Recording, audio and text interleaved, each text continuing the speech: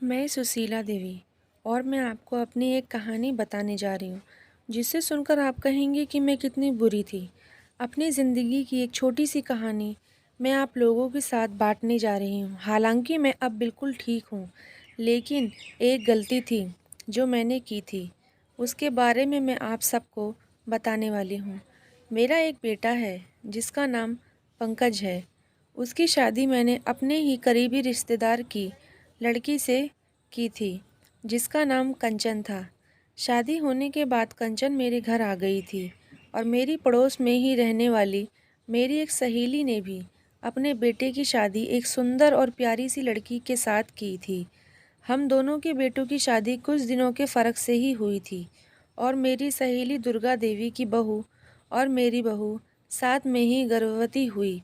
हमेशा मैं अपनी बहू से कहा करती थी कि मुझे कुछ पोता ही चाहिए, चाहे कुछ भी हो जाए।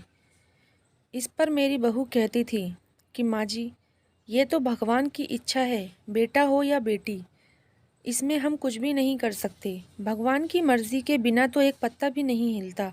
और आप कहती हैं कि बेटा ही होना चाहिए। ज़रूरी तो नहीं कि बेटा ही हो, बेटी भी तो हो सकती है। तो क्या आप उसे प्यार दुलार नहीं करेंगे? तभी मैंने अपनी बहू से कहा, देख बहू, अगर बेटी हुई तो कोई बात नहीं, लेकिन मुझे अपनी इच्छा बताने का पूरा अधिकार है कि मुझे पोता ही चाहिए। तभी मेरी बहू उदास हो गई और मन मन में ही सोचने लगी कि माँ जी की ये कैसी बात है जो मुझे बिल्कुल भी समझ में नहीं आ रही है। बेटा और बेटी मेरे हाथ में नहीं है, जो ऊपर वाला देगा वही होगा। ऐसे ही समय बीतता रहा और डिलीवरी का समय भी आ गया।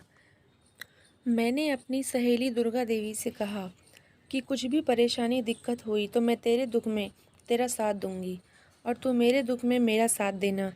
इस तरह हमारी दोस्ती आगे बढ़ती रही। अचानक से ही मेरी बहू के पेट में दर्द होने लगा और मैं अपनी बहू को अस्पताल लेकर भागी और 1 घंटे के फ़र्क से ही मेरी सहेली भी अपनी बहू को लेकर अस्पताल आई। और कुछ समय बाद ही मेरी बहू ने एक बेटी को और मेरी सहेली दुर्गा देवी की बहू ने एक सुंदर से बेटे को जन्म दिया। मेरी चाहत थी कि मेरे घर में एक बेटे का जन्म हो और जिसे मैं अपने घर का वंश कह सकूं। मुझे एक पोता ही चाहिए था, लेकिन मेरी बहू ने एक बेटी को जन्म दिया था और यह मुझे बिल्कुल भी पसंद नहीं आई। मुझे यह बात बिल्कुल भी हज़म नहीं हुई कि मेरी सहेली दुर्गा देवी के घर में एक पोते का और मेरे घर में एक पोती का जन्म हुआ।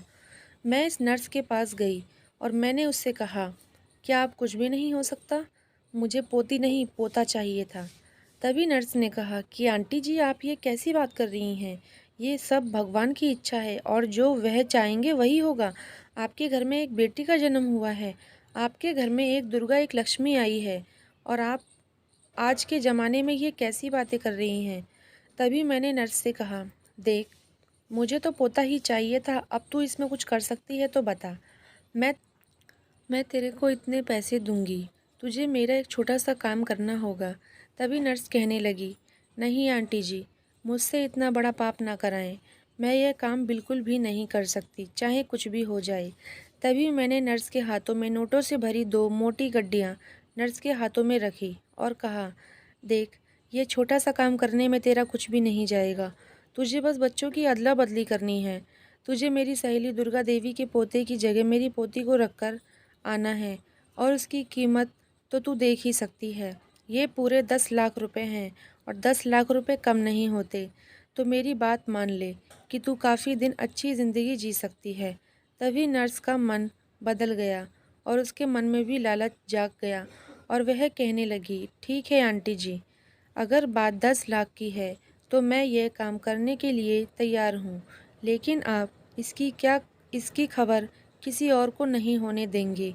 ये बात सिर्फ आपके और मेरे बीच में ही रहनी चाहिए, तो ही मैं इस काम को करने के लिए तैयार हूँ। और नर्स मान गई और मेरी पोती को ले जाकर मेरी सहेली दुर्गा देवी के पोते के साथ बदल दिया। और फिर मैं एक दिखावटी चेहरा लेकर दुर्गा देवी के पास गई और कहने लगी, और दुर्गा, तेरी बहू को क्या हुआ है? तभी मेरी सहेली बोली कि मेरे घर में एक लक्ष्मी आई है और तू बता, तेरी बहू को क्या हुआ?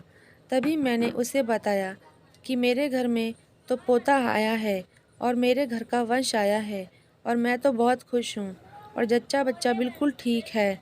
और कुछ दिन में ही दोनों अपनी बहू को लेकर अपने घर चली गई। ऐसे ही कुछ दिन बीते, लेकिन एक गलत काम करने के बाद मेरे मन को एक अजीब सी बेचैनी थी कि ये मैंने क्या कर दिया।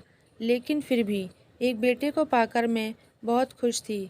जिसकी इच्छा मुझे थी वह मुझे मिल गया, लेकिन फिर भी मुझे एक दुख था कि वह मेरा सगा पोता नहीं है, वह तो मेरी पोती के साथ अदला बदली किया गया है। मैं अपने पोते को बहुत खुश रखती थी और अपनी पोती के लिए भी मेरा दिल मचल जाया करता था। और मैं अपनी सहेली दुर्गा देवी के घर अपनी पोती से मिलने चली जाया करती थी।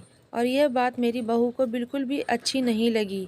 वह सोचने लगी कि वह अपने पोते से ज़्यादा ध्यान अपनी सहेली दुर्गा देवी की पोती का रखती हैं। आखिर ऐसा क्यों होता है? मुझे तो कुछ भी समझ में नहीं आ रहा। ऐसे ही कुछ समय बीता और मेरी सहेली दुर्गा देवी की पोती और मेरे पोते का जन्मदिन आ गया और दोनों के जन्मदिन पर पार्टी हमने एक साथ ही रखी। मैंने अपनी सहेली दुर्गा देवी की पोती के लिए 3,000 महंगे कड़े बनवाए और वहीं अपने पोते के लिए थोड़े कम दाम के कड़े बनवाए। इस पर मेरी बहू कहने लगी कि मम्मी जी, भला ये कैसी बात हुई? आपने अपने पोते के लिए 7,000 के कड़े बनवाई और वहीं अपनी सहेली दुर्गा देवी की पोती के लिए आपने 10,000 के कड़े बनवाए। सब अपनों के लिए ज़्यादा करते हैं, लेकिन आप उनके लिए ज़्यादा कर रही हैं। मुझे तो कुछ भी समझ में नहीं आ रहा कि आपके मन में चल क्या रहा है। मुझे टेंशन होने लगी क्योंकि मेरी बहू ने ऐसी बात बोल दी जो मुझे बिल्कुल भी हजम नहीं हो रही थी। लेकिन क्या करूं? गलती तो मैंने की थी, लेकिन पता नहीं क्यों मुझे अपनी पोती की तरफ ज़्यादा लगाव था।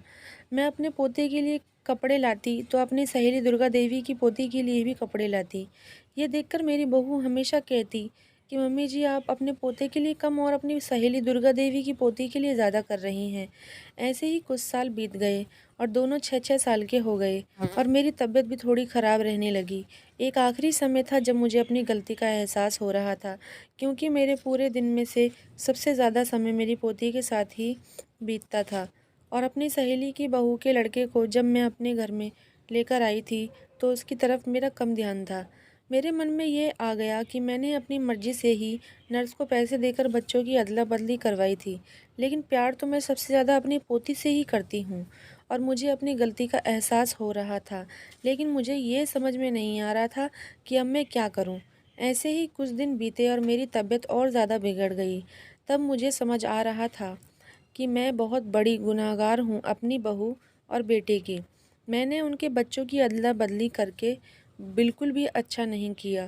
तभी मैंने फ़ैसला किया कि मुझे ये सच्चाई अपने बेटे, बहू और अपनी सहेली दुर्गा देवी को बतानी होगी। और मैं अपनी बहू के पास गई और मैंने अपनी बहू को सारी सच्चाई बताई।